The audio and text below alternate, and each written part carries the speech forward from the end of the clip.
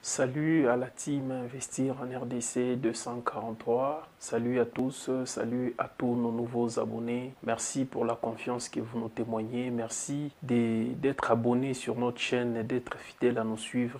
Ça fait un bout de temps qu'on n'a pas posté des vidéos. C'est suite aux multiples occupations. Vous savez tous, quand on combine l'entrepreneuriat et les salariats, c'est une vie un peu pénible. Mais nous croyons avec vous, nous allons bientôt s'élancer pleinement dans l'entrepreneuriat et être totalement disponible à partager avec vous nos expériences, à partager avec vous nos secrets, à partager avec vous quelques stratégies pour que vous aussi, à votre tour, que vos business puissent décoller.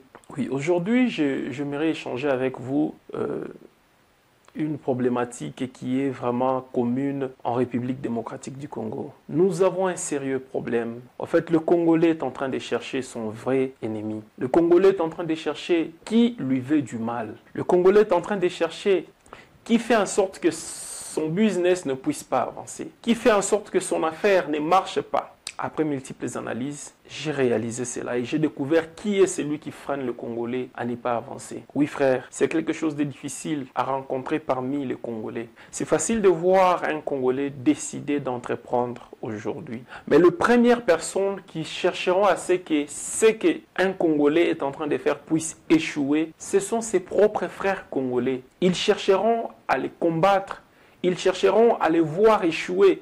Ils chercheront à les voir ruiner pour satisfaire je ne sais pas quoi, leur haine. C'est ça le mal que je viens de voir parmi les Congolais. On n'a pas la force de se souder les coudes.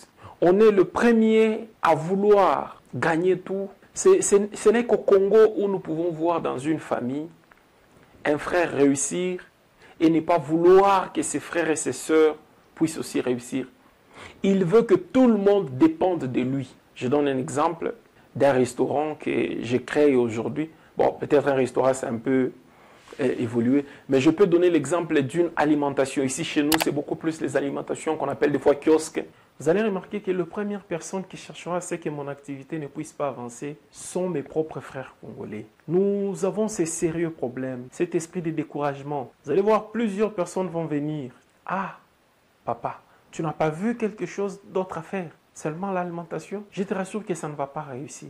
Imagine tel avait commencé ça, mais ça n'avait pas tenu. Je te rassure que c'est mieux d'éviter. Ils seront nombreux à chercher à te décourager. Personne ne viendra, même avec des idées constructives. Mais on est le tout premier à vouloir décourager quelqu'un alors que la personne n'a même pas encore essayé. Et on est convaincu dans ce que nous sommes en train de faire. Vous allez voir un découragement total. Ils iront là-bas avec des paroles négatives.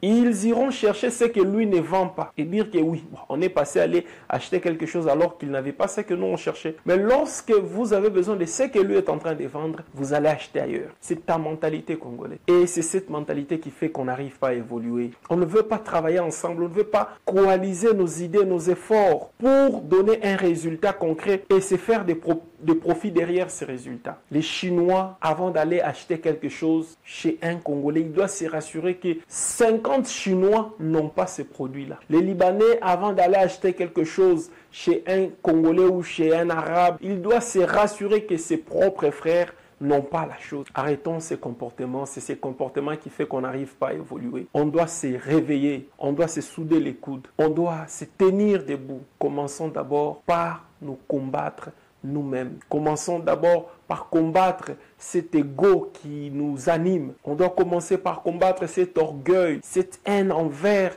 soi-même, envers ses frères. On doit apprendre à travailler en communauté. On doit apprendre à se souder les coudes. Tu peux avoir tel défaut, l'autre telle qualité, mais cette qualité-là peut t'aider au lieu de discriminer cela à cause peut-être d'un défaut, à cause de quelque chose qui n'avait pas marché. Vous êtes prêts à vous séparer et à se faire même des ennemis. Ça, c'est la vraie mentalité des Congolais. On doit cesser ces choses, on doit se réveiller, on doit se souder les coudes pour que ces pays puissent s'élever demain. Que Dieu bénisse la RDC, que Dieu bénisse toi qui m'as suivi. Si tu n'es pas encore abonné sur cette chaîne, je t'invite à t'abonner maintenant et à activer la cloche des notifications pour ne pas rater nos futures vidéos.